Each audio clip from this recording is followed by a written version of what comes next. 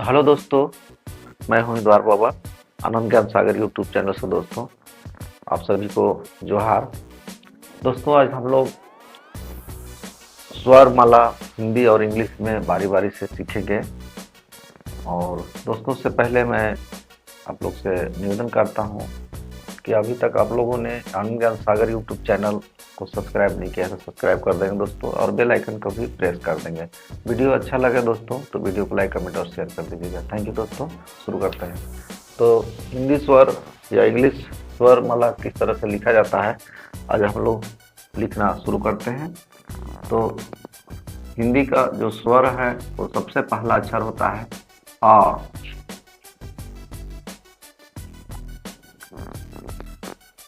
इसको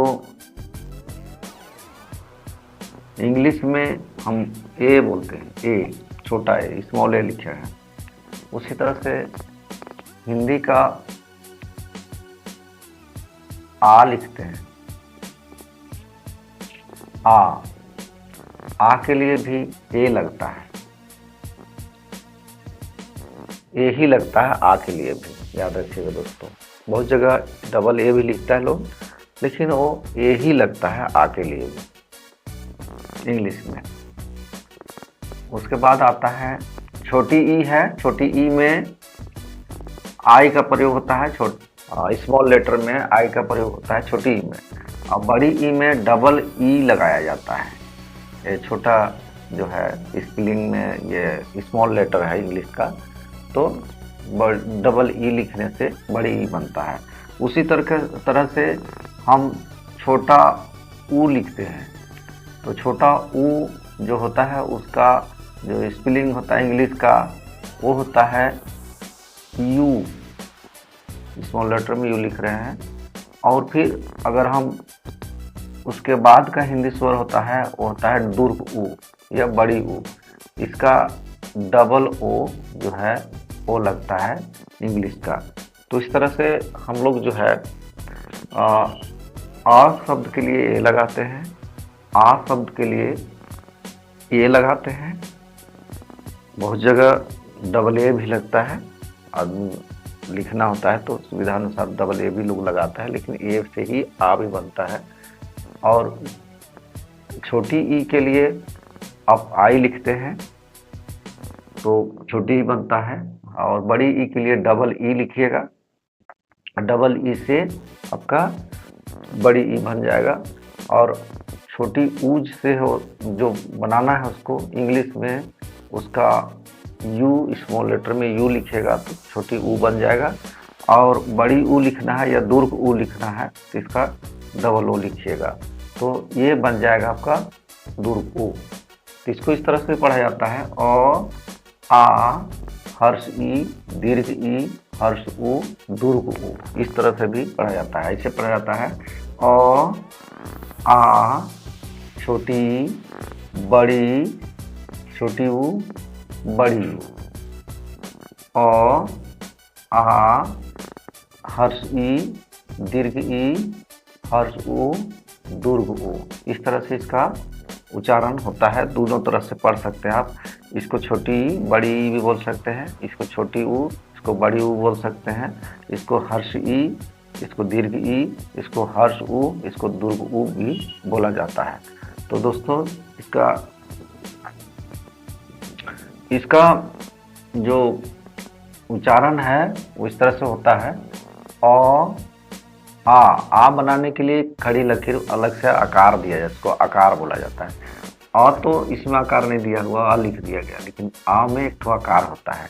तो आ जैसे छोटी मुंह अगर खोल रहे हैं अ लिखाएगा, लेकिन बड़ा मुंह अगर खोल रहे हैं तो आ होगा। तो अ से अनार हो सकता है, लेकिन अ से आम नहीं बन सकता है। तो आम बनाने के लिए आ लिखना होगा, तो आ के लिए मुंह भरने के लिए हमको एक तो आकार लगेगा, इसको आकार बोलते हैं।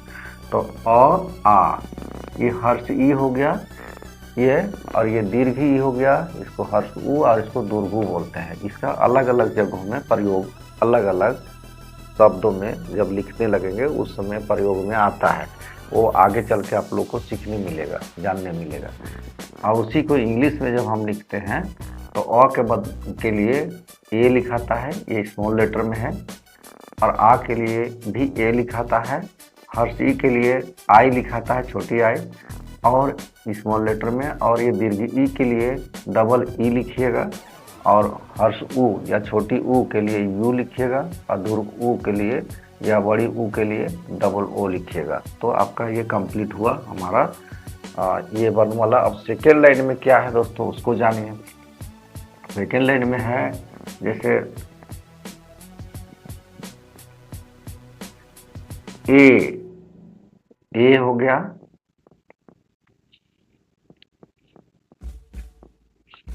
आई,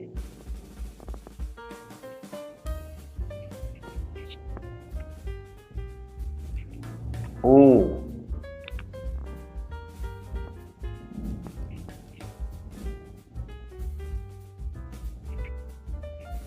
औ, अंग,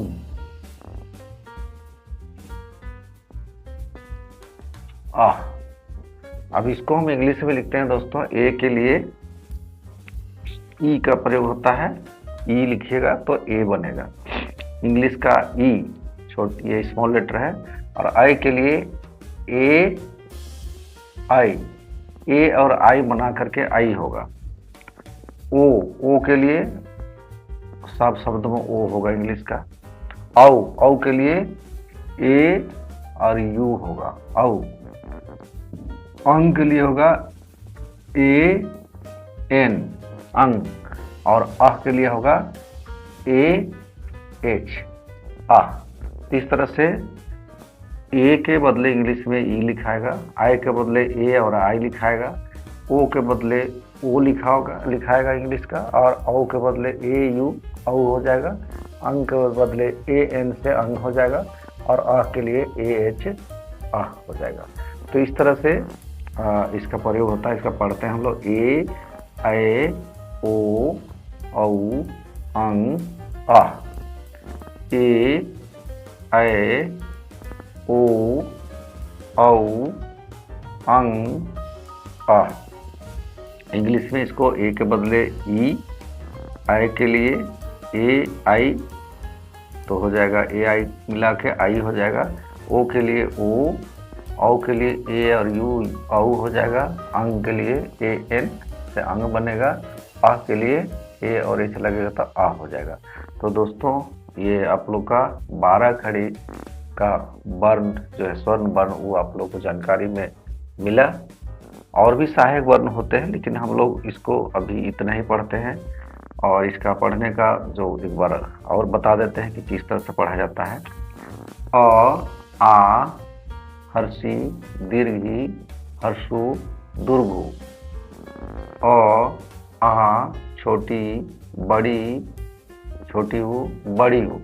अब देखिए इसमें बहुत बार दिक्कत होता है लोगों को छोटी बड़ी बोलने में, इसमें पहचान करने में। ई ऐसा भी पढ़ता है लोग, अ आ ई उ, लेकिन इसमें अब उ तो है, तो जब शाब्दिक अर्थ में इसको आप जाइएगा स्पेलिंग के लिए जब लिखिएगा तो कोई भी वो चढ़ा दीजिएगा, लिख दीजिएगा शब्द बनाते समय, तो वो गलत हो जाएगा।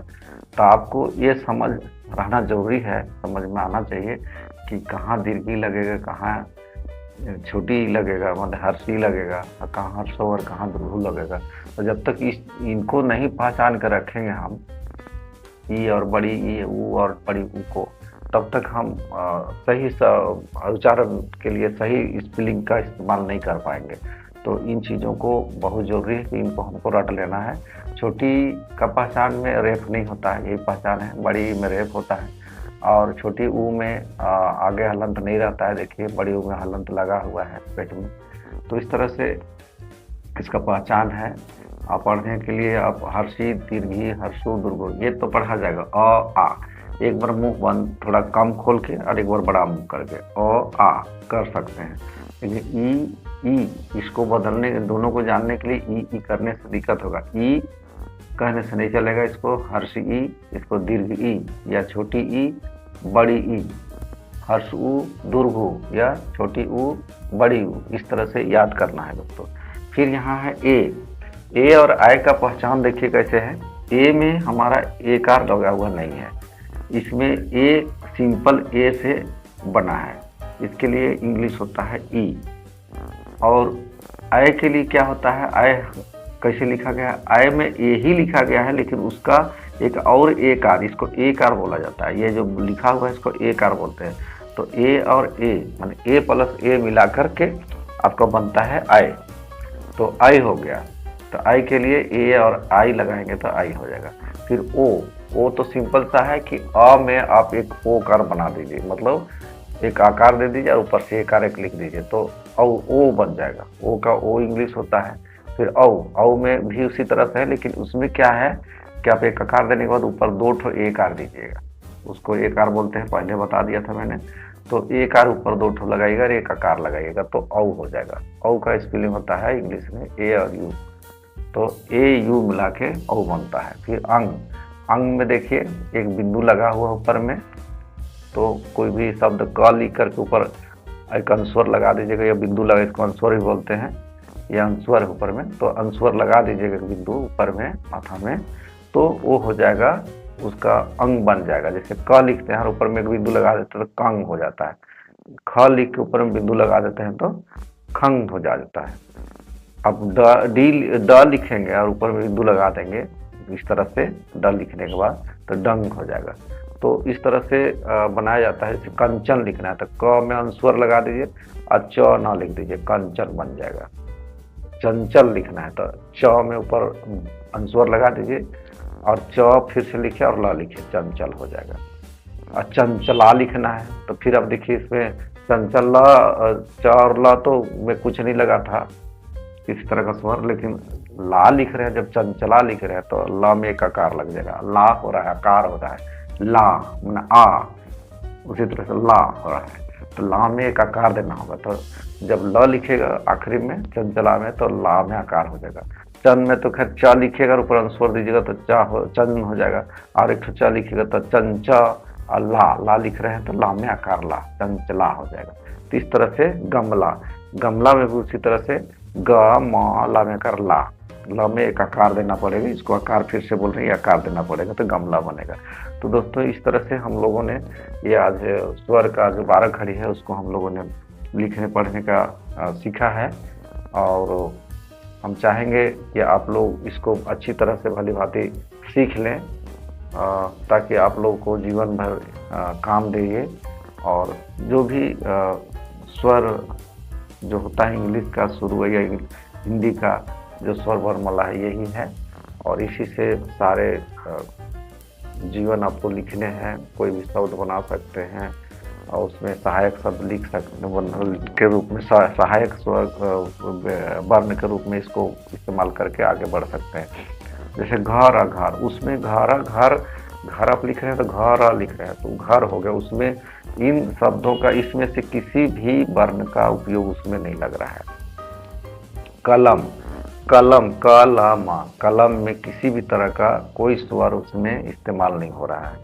लेकिन वही जगह दीवार अगर आप लिख रहे हैं दीवार, तो द में एक हर्षी लगेगा, तो उसका प्रयोग हम कैसे करेंगे? हर्षी का प्रयोग तो ई वाला हर्षी तो नहीं लाएंगे, छोटी ई थी नहीं लिखाएगा, तो उसका प्रयोग के लिए हम लोग क्या करेंगे? या दा लिख रहे हैं तो दावत कर रहे हैं तो दा में ये पूरा तो आ तो नहीं लिख देंगे हम, तो उसका प्रयोग कैसे होता है उसको हम बता रहे हैं। देखिए ये अ के लिए तो हम सीधा कोई भी शब्द लिख रहे हैं या अक्षर लिख रहे हैं, वर्ण लिख रहे हैं व्यंजन का, उसको व्यंजन बोला जाता है। तो उसमें तो हम किसी भी तरह से कोई ये इसमें मिक्स नहीं किए, कोई भी अ नहीं लिखना है जगह। अब इसमें हम कोई भी शब्द इसके आगे में लिख सकते हैं। जैसे लिखना है हमको क लिखना है तो क लिख सकते हैं तो क हो जाएगा, ही ल लिखते तो ल हो जाता। इसमें कुछ भी शब्द आगे पीछे नहीं चढ़ाना या ऊपर नीचे कहीं भी कोई भी स्वर नहीं चढ़ाना है। इसमें सिर्फ वो सिंपल सा एक म है तो म है। व्यंजन का कोई भी अक्षर को लिख सकते हैं, या आप ईश्वर वर्ण का पहला अक्षर जो अ है उसको लिख सकते हैं। इसमें किसी भी तरह का कोई आकार नहीं देना है, बस ये जान लीजिए कुछ सिंपल सा उसमें एक हिंदी शब्द है उसको लिखना है। ये अ के रूप में पढ़ा रहा है तो अ के रूप में पढ़ा रहा, तो अ के लिए फिर हम यहाँ पर इंग्लिश में ए ही का प्रयोग करते हैं। इंग्लिश का ए हो जाएगा, ये जो ए लिखा है वही वाला अ हो जाएगा। फिर आ लिख रहे हैं तो आ में देखिए कैसे करना होता है। आ में करना होता है कि आपका एक आकार हो गया, ये वाला आकार, और इधर में इससे पहले में यहाँ है, आप कोई भी शब्द लिख सकते हैं। जैसे आ है, आपको बोले का बनाना है तो का बनाना है तो क यहाँ लिखेंगे और ये आकार हो गया तो का हो गया। अगर हमको उसी में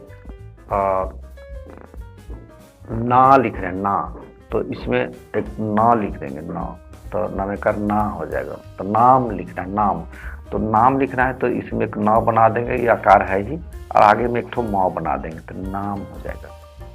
तो इस तरह से ये जो है आपका नाम हो जाएगा। तो आकार का प्रयोग हम कैसे करते हैं बता दिए।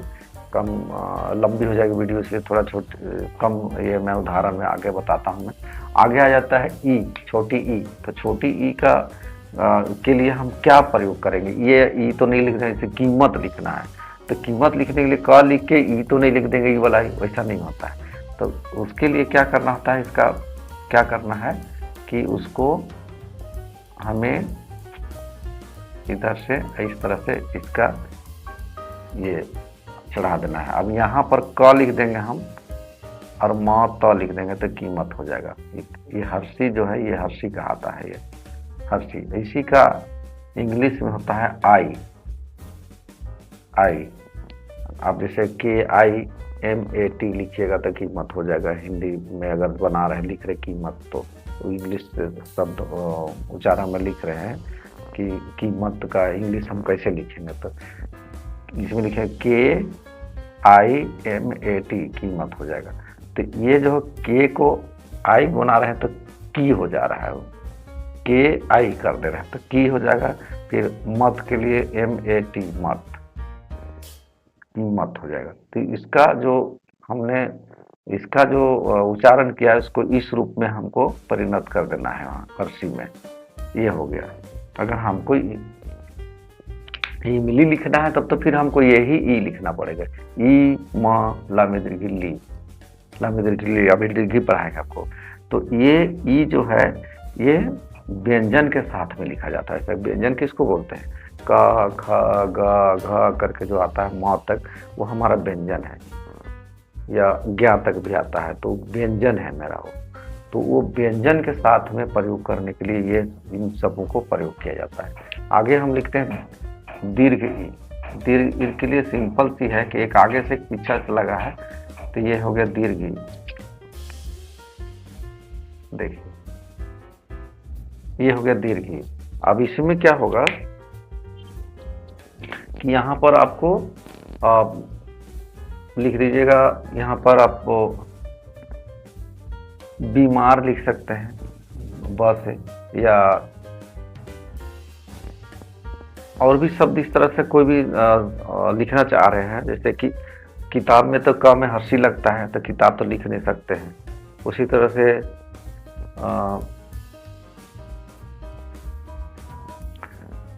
ये कोई भी जब मित्तल लिख रहे हैं, या जो लंबा शब्द लेकर के ले रहा होगा मी करके, या तो ई लिखा रहा होगा, ये जो है इसमें कीमत, उसमें कीमत हो गया। एक होता है एकदम उसको गहराई से कुछ शब्द को ले रहे हैं, है ना, तो आपको दीर्घी लगता है। दीर्घी ऐसे नहीं लगेगा, ये लग जाता है कि आप आसानी से बोल रहे हैं कीमत कह रहे हैं तो क में हर्षी म तक कीमत लिख रहे हैं। लेकिन जब आप गहराई से ई लगा रहे हैं तब आपको दीर्घी लगेगा। तो उसमें उसके आगे आपको कोई जो शब्द लिखना है वो लिख सकते हैं। जैसे खीर लिख रहे हैं, खीर लिख रहे हैं आप, तो खीर लिख रहे हैं तो उसमें खीर नहीं कर सकते, खीर लिख रहे हैं तो उसमें ख में दीर्घी खी होगा। तो ख को यहाँ आगे तक लिखना है और उसका दीर्घी जो है दीर्घ ई लिखा रहा है उस चीज का दीर्घी आप इस तरह से लिखिएगा और आगे में र लिख दीजिए तो खीर बन जाएगा। ये हो गया। उसके आगे दोस्तों आप आते हैं हम लोग हर्ष ऊ के जगह में या छोटी ऊ के जगह में हम क्या किस तरह से लिखेंगे। तो ये मान के चलिए कोई व्यंजन लिख रहे हैं, उसके लिए ये लाइन खींच दिए।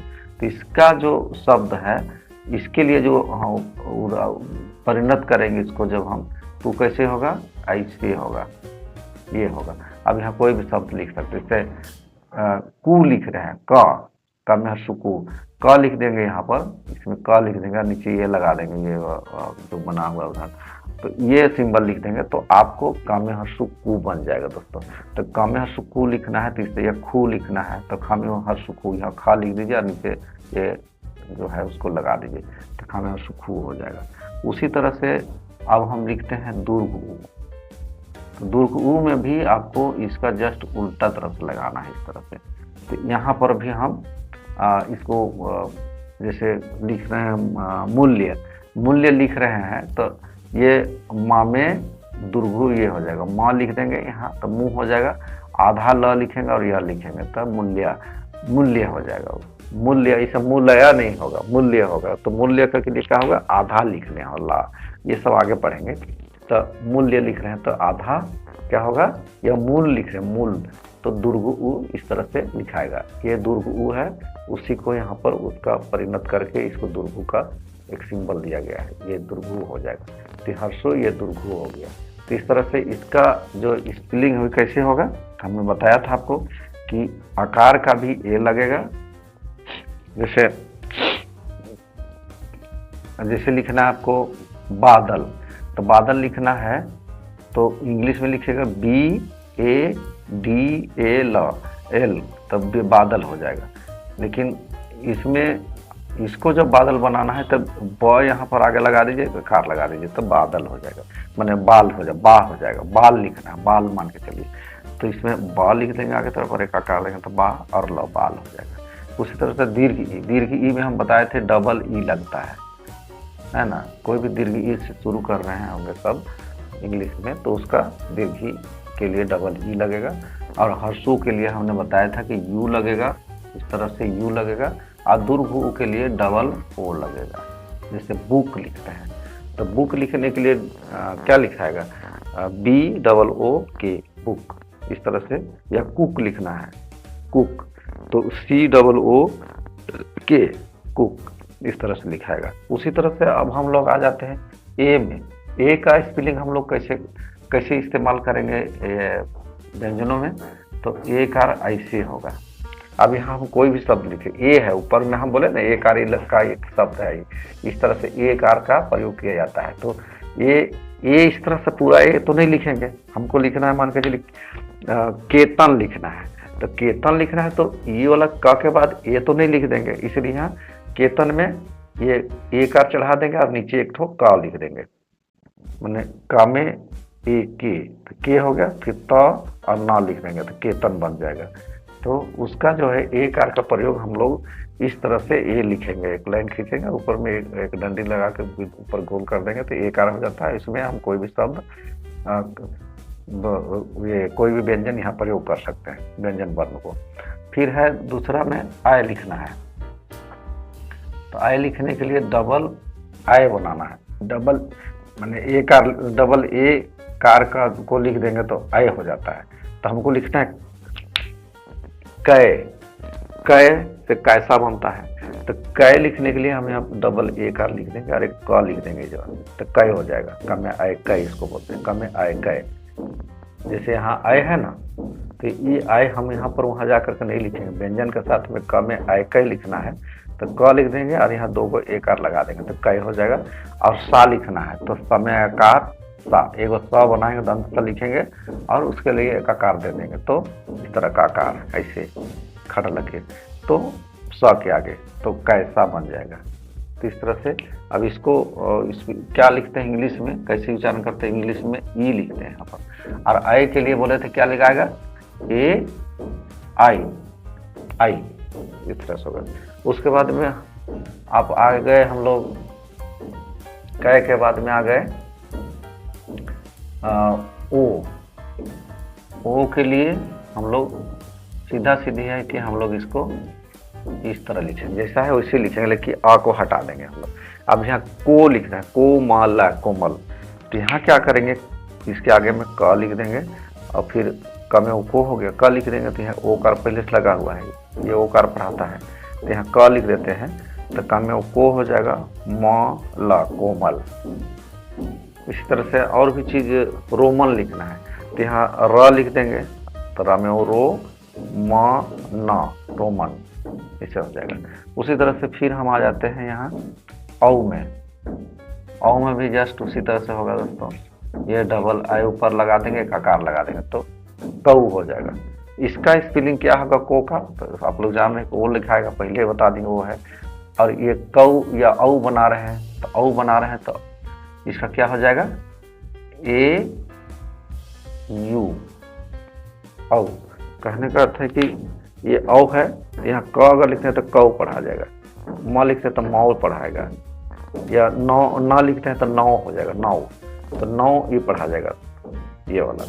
तो इसके लिए कैसे लिखते हैं, जस्ट उसी चीज को उतारे, केवल अ को हटा दिए। जिस तरह यहाँ ओ को हटा दिए तो ओ बन गया, उस तरह से अ को हटा देंगे तो औ बन जाएगा, औ।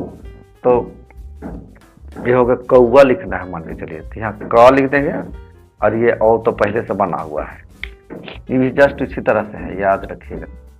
तो ये हो जाएगा क्या, ये क हो गया तो क में कौ, एगो आ लिख देंगे, आ ई वाला आ लिख देंगे तो कौआ हो जाएगा, आ ओ आ लिख देंगे कौआ तो कौआ हो जाएगा। उसमें कौ के लिए क्या हो गया, ए यू कौ, मैंने ए यू मतलब औ हो गया।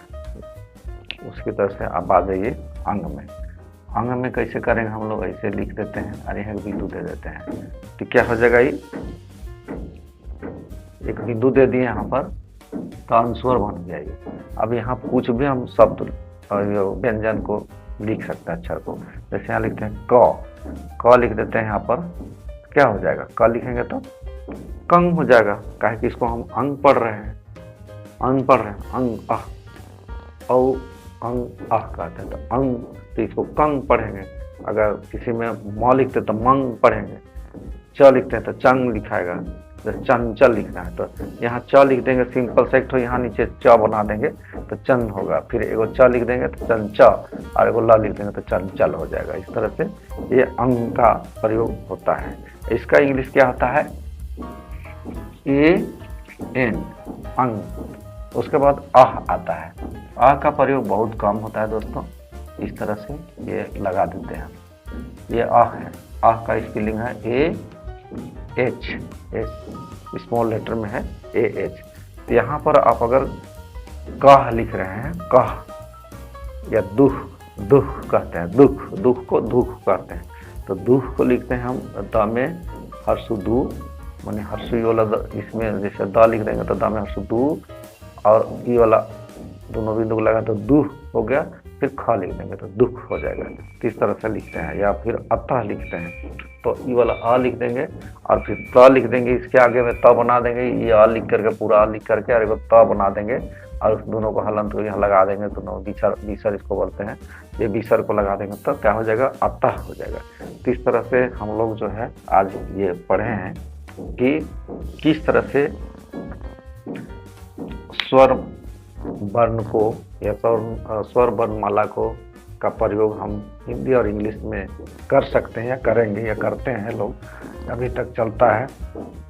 इसके विषय में जानकारी लिए दोस्तों, अगर आप लोग इसको सही सही उच्चारण सीख लेंगे तो आप लोग को जीवन में हिंदी और इंग्लिश में बहुत ही लिखने में सहज होगा, पढ़ने में भी सहज होगा।